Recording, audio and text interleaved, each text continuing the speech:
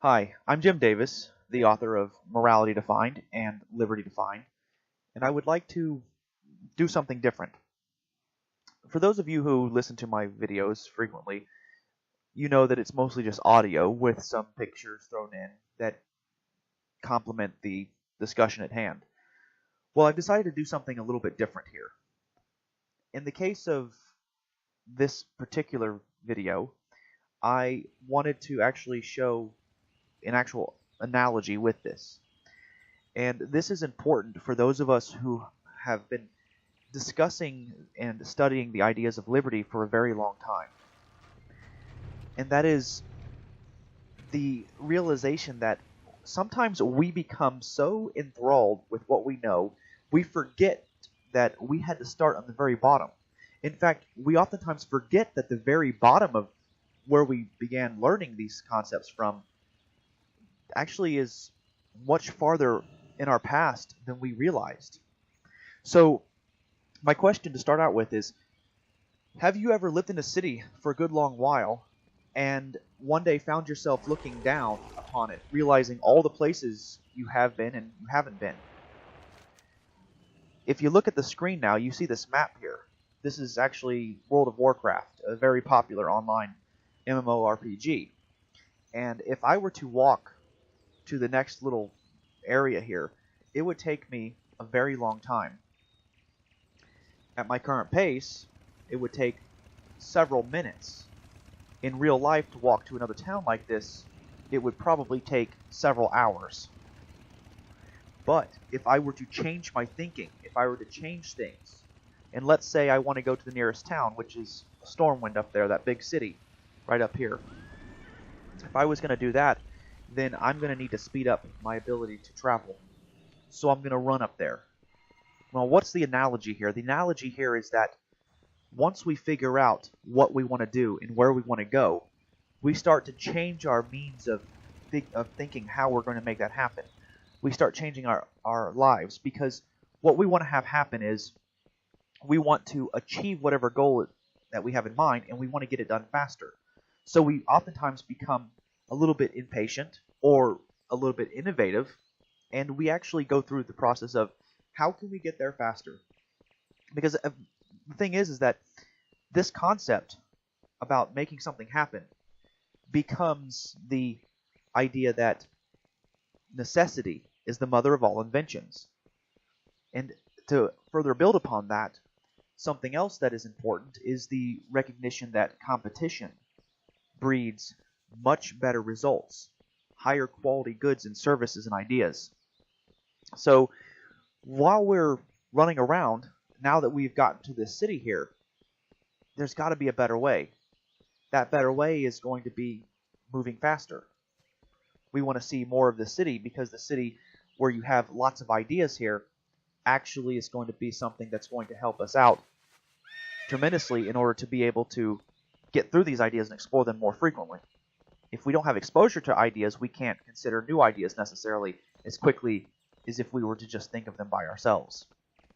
And that's something that I did for a long time when I wrote Liberty Defined and then Morality Defined. I refused to read a lot of other things in order to figure out a lot of the ideas that I had.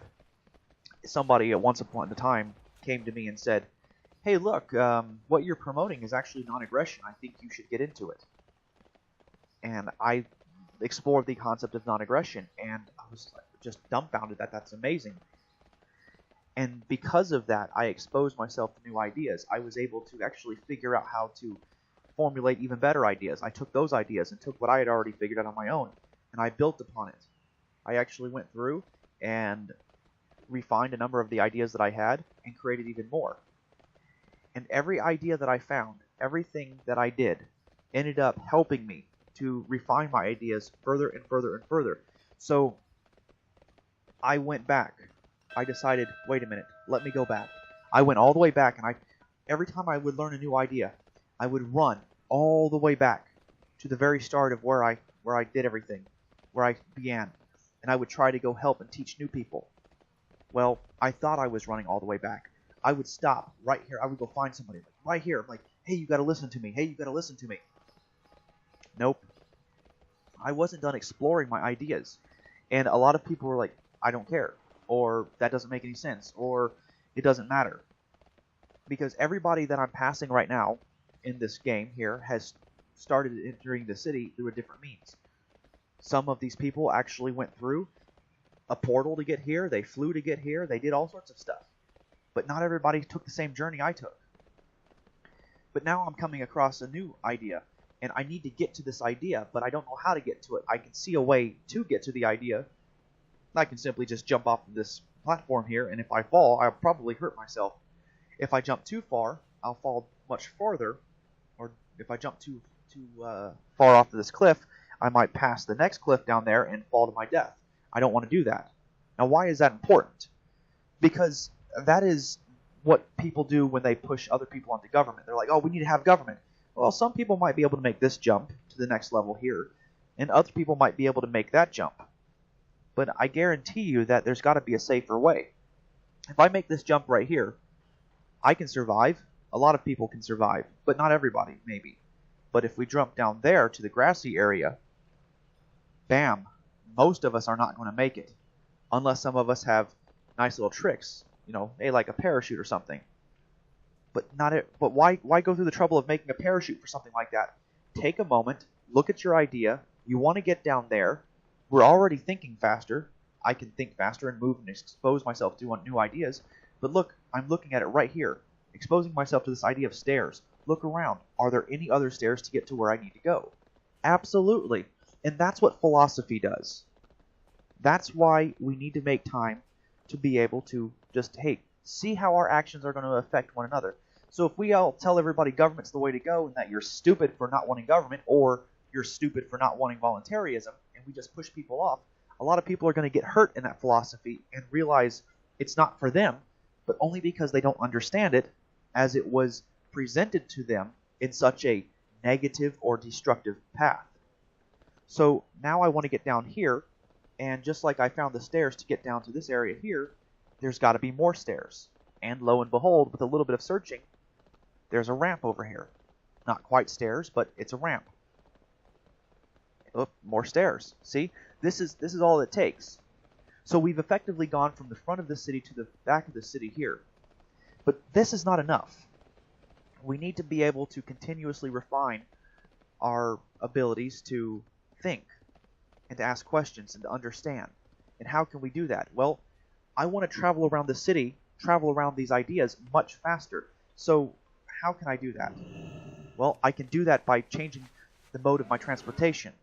If you think back to the beginning of this and you recall, I actually was walking from Goldshire all the way to Stormwind. And then I got onto a horse and started running around Stormwind City. Well, now I have a griffin that I can fly on. This is the evolution of one's philosophy, being able to think faster so you can go from idea to idea. And this right here is what frustrates people. They don't understand how to get from crawling as a child all the way to flying around like this from one idea to the next. This is why we sometimes have to come back and we have to take a look at where we came from. This is why I'm constantly going on about needing a clear path of thought progression, being able to show our work. We have to. Failure to show our work means that we may not be able to successfully help anybody else. When somebody understands an idea and sentiment, but they do not understand the idea well enough to be able to logically explain it, then it's going to look like a bunch of garbled gook to the next person. It might not make any sense whatsoever. To people who are scientifically or lacking scientific advancement or understanding, advanced science seems like magic to them. So it's been said in various science fiction circles. And the same thing is true with philosophy. To somebody who doesn't understand how to philosophically get from walking or crawling to flying, then they might have an issue. But sometimes, if we instantly are just elevated to the point of flying from one point to another point, and we never took the struggle to show all of our work or to examine the work of somebody else, and we take for granted the ability to fly, we might not recognize where we need to go. Take a look down there. This is where we started out.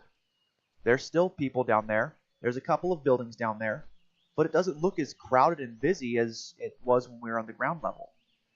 So we go down and we look around. Oh, well, now it looks much busier. It's still just the 2 buildings, but because we're right there, it looks much better. So sometimes we need to come down off of these stepping stones and take a look back at our roots and re-examine them. Go back and explore them. If we go through this process and we make the time to invest not just in ourselves, it makes our ability to invest time into helping others even more rewarding and enriching. It's not an immediate gain that we're looking to get. Understanding voluntarism is about understanding the need for patience to invest in our own futures as individuals.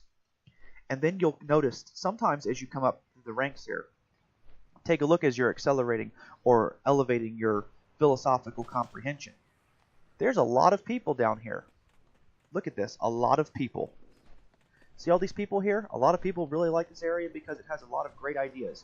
Those ideas being a bank and quests and daily quests and information boards and an auction house and everything. And if I come up here, oh hey look, there's a few people hanging around up here because they know that they can go from point A to point B much quicker without having to go around these buildings here. And as if I keep going a little bit higher, there's still a few more people up here, a few more people checking out the scenery and moving from point A to point Z and everywhere in between. And I keep going a little higher, there's a few more people up here. My philosophical understanding keeps going higher and higher, and pretty soon I look at it and there's not really a lot of people. Everybody looks so little and they're scurrying around like ants, and it looks like, wow, there's not a whole lot up here. So they get lonely. Being up here is lonely compared to being down there. Why do we want to be all the way up here all alone? Well, for the exact same reason that we want to be all the way in there versus all the way over here. Can you see that over there where I'm circling the mouse at? That's Goldshire. That's where I came from to start with when I started this video. That wasn't quite as populous or populated over there as it is over here. So this is what's going on. In terms of philosophical understanding, humanity has gone from living in little itty-bitty, tiny, secluded pockets of civilization. Just like what you're going to see over here in the mountains, you're going to see one little lonely house over here. It's going to be over here, all by themselves, not much to it. You're going to see this coming around the mountain here. There's a big waterfall, and this is what people did. They started off their little communities where they would have one little house, and that's it. That's all they had. And then they realized as they got more and more exposure to ideas, it actually improved their quality of living. So one little structure there. Then we get into places like this, Northshire Abbey, right here, where they would make a really big structure and have a couple other smaller structures there and a communal area. Or we go to where we had Goldshire at over here, where we started out. This is people would congregate to where all the ideas are at. And then people would congregate to even more ideas, like this big city of Stormwind. They would do all these things here, and the thing is that this is all about increasing their philosophical understanding. They understand that if people congregate together, they can exchange ideas better and faster. But what happens is that people get stuck in these ideas here. Well, this is what's commonly acceptable. Why do we need anything better than what we have now? It's not necessarily that we need it. It's that we can achieve it to improve things. And if people don't think things need to be improved, then people aren't going to try anything. And that's the case with government. But clearly something needs to be improved upon. We need to be able to improve upon this sort of stuff here. Because if we can see everything here, if we fail to look up here and see how everything was designed, what happens is we become trapped down there. It's only a matter of time before some regulation prevents people from being able to fly around like this, from exploring more deeper and more encompassing ideas. The castle over here, the government of this city, what's to stop them from implementing a ban on flying? So now people have to actually go through each individual road down there, and they can't fly from point A to point B anymore, what happens then? That's nothing but a restriction of your ability to think critically. It's difficult. It's horrible. It's terrible. Do you remember how horrible and how long it took for me to get from Goldshire all the way up to this bridge right here? That's what happens with government when government takes control of education. It forces you to walk or to think slower. And if you do that for a couple of generations, one, maybe 2 generations, then all of humanity becomes less intelligent, less capable of critical thinking skills, less able to figure out issues and problems. And then 2 or 3 generations after that, people forget that or don't realize that flying and moving from point A to point B what used to be the norm. And so they don't even think about that. And that's something that happened in human history. We had all these purging periods where there was all this fantastic history that was going on. And what do we have now? We have no idea, really, on a global scale, what was in the Library of Alexandria. We have no idea the secrets of things like Greek fire. We have no idea all of the recordings of the ancient philosophers. We have no idea what else they had to say. What we do know is so limited, and we also understand that the conversations that they had, if we think about it, must be something similar to what we do today, especially with the internet, where they're constantly talking about all sorts of things and having marvelous, infinite number of ideas. And then, when we have these ideas, we can figure out how to make things better, how to improve things, become more efficient with them, how to solve new problems with the problems that are created by solving new problems as well. There's so many things that we can do. But the key is to make sure that we don't get stuck way up here and refuse to come down here. Because if we want somebody to join us up here with this philosophical understanding, we're going to have to continuously revisit these places down here. And one last note. If you think about it, how many times have you watched a science fiction show or read a science fiction book or a fantasy story, and you have a wise old wizard or hermit or whoever whom finally says, look, I'm going to leave you to figure this out on your own now. You took so much time in rejecting all of the ideas I had, so I'm not going to stay here and help you anymore. I'm going to keep on going. I'm going to move up beyond this, and you're going to figure this out on your own. If you want to understand how to achieve enlightenment or get to where I'm at and understand even more, you're going to have to start doing certain things on your own. If you want to come up here and explore the world the way I'm able to explore it, if you want to see the things that I see, I've already given you all the answers. All you have to do is go find it. And what are those answers? Non-aggression, voluntarism, understanding the purpose of what objective morality is all about, understanding the idea of consent, understanding why we invoke morality at all, understanding why and what we want freedom from and what we want freedom for. These are the questions that need to be asked so that we can understand how to be able to see the bigger picture. And you know what? This isn't the bigger picture just yet. This is just a bigger version of the current picture that we have. As you fly higher in comprehension, you can start seeing more and more and more until you start seeing how things connect to one another, until you start seeing how the world actually connects to itself, and until you can start seeing how everything else is possible. And for now, I'd like to thank you for your time. If you found this helpful, please like, share, and give it a thumbs up. I base all of my work on my books, Liberty Defined and Morality Defined. If you'd like to encourage more content like this, please visit my website, jimlimbertdavis.com, to explore more of my works, download 3 copies of my books, and even consider donating even just $1. Thank you so much for taking a peacefully proactive solution in raising humanity's pinnacles of success faster and more efficiently through peaceful comprehension and creation instead of hostile ridicule and destruction.